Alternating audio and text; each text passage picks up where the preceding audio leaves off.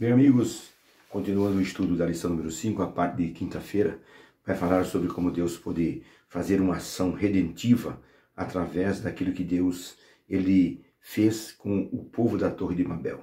O povo estava, assim, produzindo uma obra faraônica, de maneira que trouxesse glória para o nome deles. Eles estavam orgulhosos daquilo que estavam fazendo. Tinham todos uma mesma língua, a comunicação era fácil. E o texto diz que Deus disse: vamos descer e vamos ver o que os homens estão fazendo. Então, quando Deus verificou, a expressão foi: não é bom o que eles estão fazendo, porque estão desobedecendo a ordem que havia sido dada a Noé e aos filhos de Noé. Vocês devem povoar a terra, multiplicai-vos e enchei a terra. Do jeito que eles estavam fazendo, eles foram para uma planície e ali reunidos começaram a erigir um grande monumento que era a Torre de Babel. A Torre de Babel depois foi chamada Torre de Babel, mas era apenas uma torre inicialmente. E eles tinham uma ideia de que eles pudessem chegar até o topo, até as nuvens, até o céu. A ideia era que não seriam pegos de surpresa com um novo dilúvio. Era uma afronta aquilo que Deus havia dito com respeito ao arco da aliança, que o povo chama de arco-íris, onde Deus havia dito: farei uma aliança com você, Noé, e com toda a humanidade. Nunca mais a terra será destruída com água.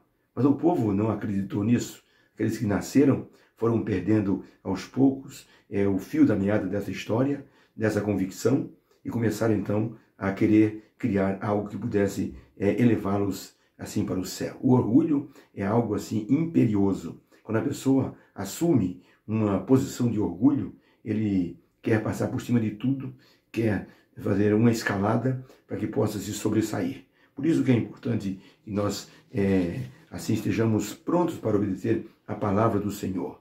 Um príncipe africano que foi visitar assim a rainha da Inglaterra, ele perguntou para a rainha da Inglaterra: como a sua nação é tão grande? Qual o segredo dessa nação ser tão poderosa e tão bem organizada?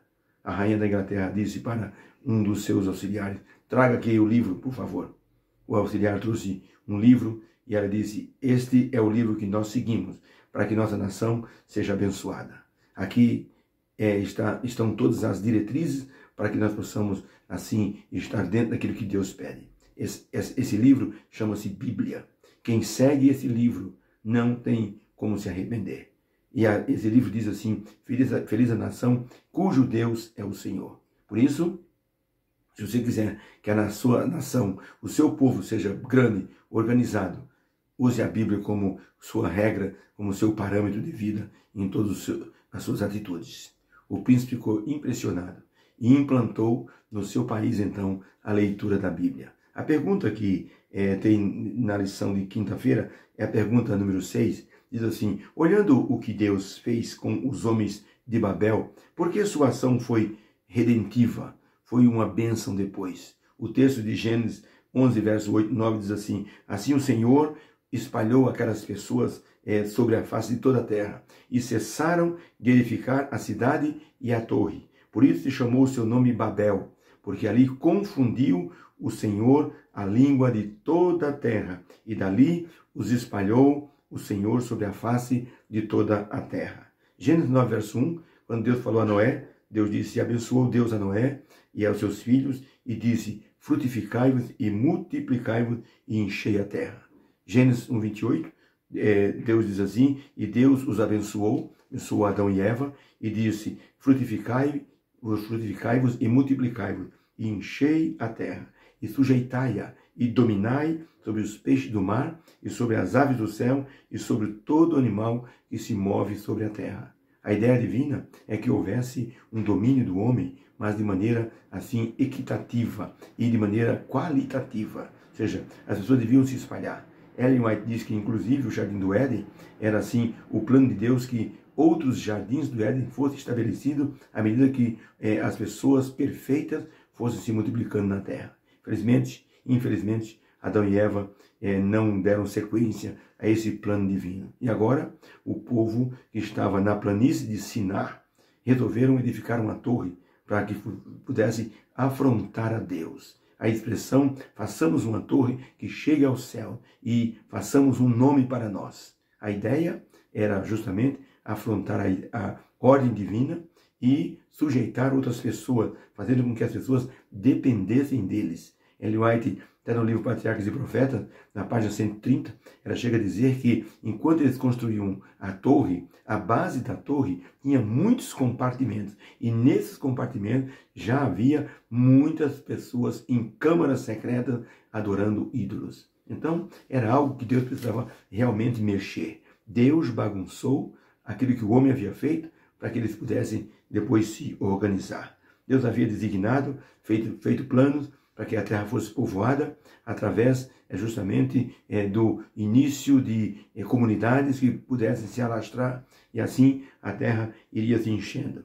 A ideia da torre era uma forma rebelde de afrontar aquilo que Deus havia solicitado através de sua ordem a Noé. Deus disse: enchei a terra. Logo, pensando assim, a confusão de idiomas produziu naquelas pessoas um rebuliço e fez com que eles se espalhassem, e assim o propósito divino foi cumprido. Quando o livro de Atos menciona a igreja primitiva, nós podemos ver ali que uma coisa que aconteceu foi que o povo estava muito reunido, congregado, muita gente junto, começou a ter problemas com as viúvas gregas, tiveram que estabelecer diáconos para cuidar da distribuição da cesta. Aí Deus permitiu que Saulo fizesse uma perseguição à igreja primitiva, e isso fez com que o evangelho se espalhasse por todo o mundo. Foi chamado de diáspora, ou seja, um espalhamento das pessoas. Deus aqui na Torre de Babel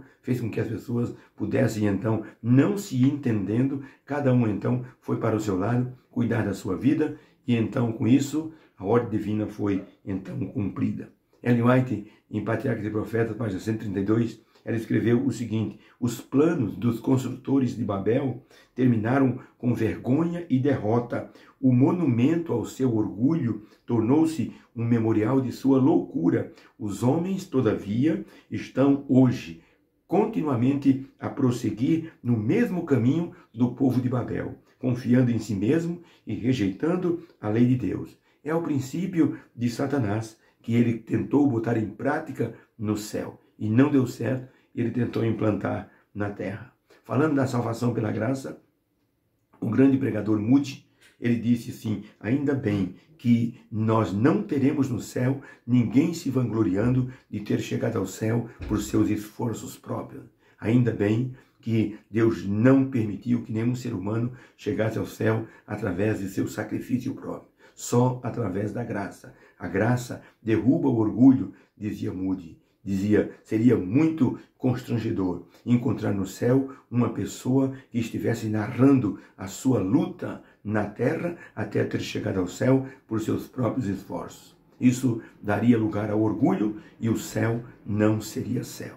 Ainda bem que Deus atuou para que o ser humano dependesse de Jesus para obter a salvação. A sequência de acontecimentos na Torre de Babel nos mostra que o orgulho é como uma serpente que levanta a sua cabeça peçonhenta e envenena as pessoas. Na verdade, nenhum tipo de situação jogou mais as pessoas por terra do que o orgulho que prometia elevá-los. O orgulho derruba a pessoa. Por isso que a Bíblia diz que aquele que se orgulha será abatido, mas aquele que se humilha será exaltado perante Deus. Que Deus nos ajude, que possamos vigiar contra este mal tão forte que é o orgulho, que tem atingido até os filhos de Deus em muitas situações. Havia um pastor que pregava muito bem, e ele mudou de distrito, e ele disse para sua esposa: nesse novo distrito eu vou arrasar. Eu vou pregar o meu melhor sermão no sábado, para que as pessoas possam dizer: puxa, que pastor nós estamos pegando, hein? Então aquele pastor subiu ao púlpito com o queixo levantado, olhando para a igreja por cima, e começou a pregar o seu belo sermão. Ele foi até a metade do sermão e começou a ficar desanimado, porque as pessoas não estavam reagindo como ele imaginava. Ninguém estava se emocionando, ninguém estava assim muito interessado. As pessoas estavam assim olhando para o lado, alguns conversavam, e ele ficou muito frustrado e terminou o sermão de cabeça baixa, pensando: que derrota! Preguei o meu melhor sermão e ninguém se emocionou. ele se assentou, anunciaram o hino final, ele se levantou, fez a oração e desceu cabisbaixo do púlpito.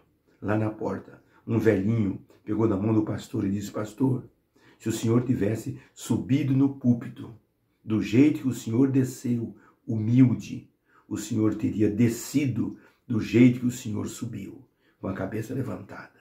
Então o pastor aprendeu que o orgulho diante de Deus não vale nada. Nós somos instrumentos de Deus para ministrar a sua palavra e fazer o seu querer. Deus te abençoe. Vamos orar. Deus amado, obrigado pela lição de hoje. O Senhor fez uma ação redentiva através de espalhar as pessoas, confundindo o idioma das pessoas. Nos ajude, Senhor, a vencer o orgulho, mesmo sendo teus servos. Muitas vezes nós levantamos a cabeça. Queremos, assim, trabalhar com humildade, para que o Senhor nos exalte. Deus nos abençoe, que o Senhor nos abençoe, em nome de Jesus. Amém. Fica com Deus. Beijo no seu coração. Tenha uma quinta-feira feliz e, divulgue nosso trabalho, é muito importante. Entre no YouTube, se inscreva, ative o sininho, põe o seu joinha, isso nos ajuda muito. Fique com Deus. Obrigado.